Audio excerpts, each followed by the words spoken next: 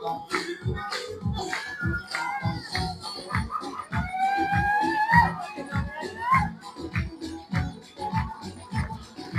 Guys, अस्सलाम वालेकुम, नमस्कार। आप लोग सब कैसे हैं? उम्मीद कि आप लोग सब ठीक हैं। देखिए, आज हम लोग आए हैं देखने टर्की फेस्टिवल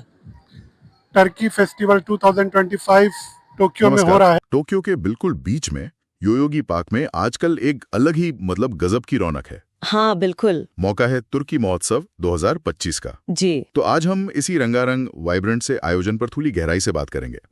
हमारे पास जो जानकारी है वो सीधे महोत्सव के अपने विवरण से है। तो देखते हैं ये क्या तस्वीर पेश करता है। ठीक है। तो सोचिए जरा, आप योयोगी पार्क में खड़े हैं, चारों तरफ आपको तुर्की के वो लाल झंडे दिख रहे हैं, हवा में लहराते हुए। हाँ, और लोगों का जोश, वो उत्साह, और हवा में वो भुने हुए कबाब की खुशबू। उफ, हाँ, वो तो महसूस की जा सकती है। बिल्कुल। तो ये माहौल सिर्फ देखने वाला नहीं है, ये एकदम महसूस करने वाला है। तो चलिए समझते हैं कि ये महोत्सव सिर्फ एक मेला होने से ज्यादा क्या है। हाँ, इसमें और क्या खास है? जैसे आपने कहा, वो सिजलिंग कबाब की खुशबू तो है ही, या फिर वो तुर्की आइसक्रीम वाले का मजेदार अंदाज। हाँ, वो जो चिढ़ा कर आइसक्रीम देता है। बिल्कुल, वो भी अपने आप में एक परफॉर्मेंस है। और फिर वो पारंपरिक पोशाकों में सजे कलाकार, नर्तक, ये सब मिलकर ना एक अलग ही दुनिया बना देते हैं वहां। और यहीं पर बात थोड़ी और दिलचस्प हो जाती है। अच्छा। ये जो इस तरह के आयोजन होते हैं ना, ये सिर्फ घूमने फिरने या छुट्टी बिताने की जगह नहीं होते। ये असल में संस्कृतियों के बीच एक पुल का काम करते हैं, एक संवाद का जरिया बन जाते हैं। सही। ये महोत्सव तुर्की और जापान को नजदीक लाने का एक, कह सकते हैं, अनौपचारिक पर बहुत असरदार तरीका है। भाई देखो, खाना, संगीत, कला, ये ऐसी भाषाएं हैं जिन्हें हर कोई समझता है ना? हाँ, ये तो यूनिवर्सल है। और ये किसी भी संस्कृति की आत्मा को, उसकी पहचान को दर्शाती हैं। और यहाँ बात और भी रोचक हो जाती है जब हम देखते हैं कि वहाँ क्या क्या अनुभव मिल रहे हैं, जैसे वो अनाटोलियन लोक नृत्य और संगीत। हाँ, अनाटोलिया की संस्कृति तो बहुत समृद्ध है। बिल्कुल, उसकी एक जीवंत झलक मिलती है।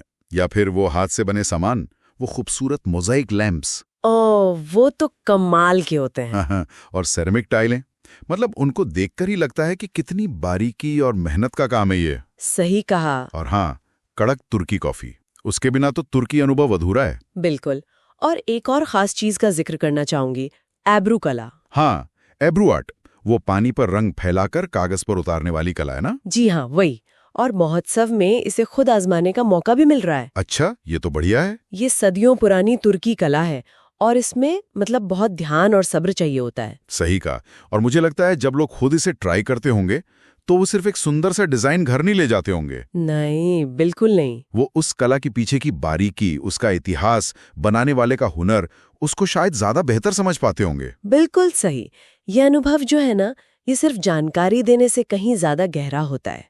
आप उसे जीते हैं। तो अगर हम इसे थोड़ी बड़ी तस्वीर में देखें, इसे थोड़ा और व्यापक नजरिए से देखें, तो ये महोत्सव सिर्फ एक इवेंट नहीं रह जाता। ये सांस्कृतिक आदान प्रदान का, कल्चरल एक्सचेंज का एक जीता जागता मंच बन जाता है। एक तरह का संगम। हाँ बिल्कुल। ये दिखाता है कि कैसे खाने पीने की चीजें, कलाकृतियां और बस साथ में एंजॉय करने के पल दो बिल्कुल अलग संस्कृतियों के लोगों को भी एक दूसरे के करीब ला सकते हैं, बिना किसी औपचारिक भाषण या मीटिंग के। बिल्कुल। यहाँ रिश्ता सीधे दिलों का बनता है, अनुभवों से बनता है। बिल्कुल सही कहा। और जो लोग इस अनुभव का हिस्सा बनना चाहते हैं, उनके लिए थोड़ी प्रैक्टिकल जानकारी भी दे देते हैं। हाँ जरूर। ये महोत्सव हो रहा है 14 और 15 जून को। जी। सुबह 10 बजे से रात 8 बजे तक खुला रहेगा। ठीक है। और जगह है टोक्यो का Yoyogi park event plaza. Yoyogi park. और सबसे अच्छी बात यह है कि एंट्री बिल्कुल मुफ्त है, कोई टिकट नहीं। वाह, ये तो बहुत बढ़िया है। तो किन सब बातों का निचोड़ क्या निकलता है, सार क्या है इस सबका? यही कि टोक्यो का ये तुर्की महोत्सव सिर्फ खाने पीने, नाच गाने और खरीदारी का एक मौका भर नहीं है, उससे कहीं ज्यादा है। हाँ, ये उससे कहीं बढ़कर है। ये दो देशों के बीच बढ़ते हुए सांस्कृतिक जुड़ाव, कनेक्शन का एक प्रतीक है। एक ऐसी जगह जहां लोग मिलते हैं, एक दूसरे की परंपराओं को देखते हैं, समझते हैं, और शायद अनजाने में ही सही आपसी समझ की एक नई परत जोड़ते हैं। बिल्कुल। और ये एक महत्वपूर्ण सवाल भी उठाता है, सोचने पर मजबूर करता है। क्या? कि ये जो बड़े शहरों के बीचों बीच ऐसे सांस्कृतिक उत्सव होते हैं, क्या ये सिर्फ कुछ दिनों का मनोरंजन बनकर रह जाते हैं? मतलब लोग आए, एंजॉय किया और भूल गए?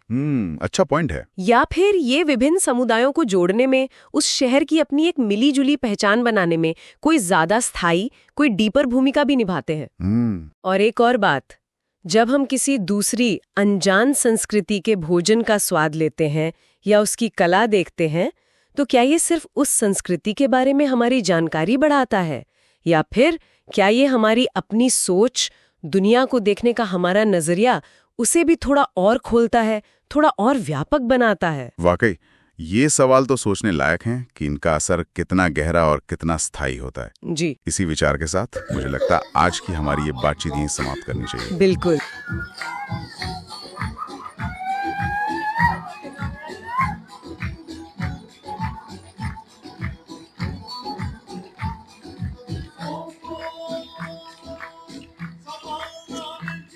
देखिए ये टर्किश डांस चल रहा है और उस पर परफॉर्मेंस कर रहे हैं ये लोग।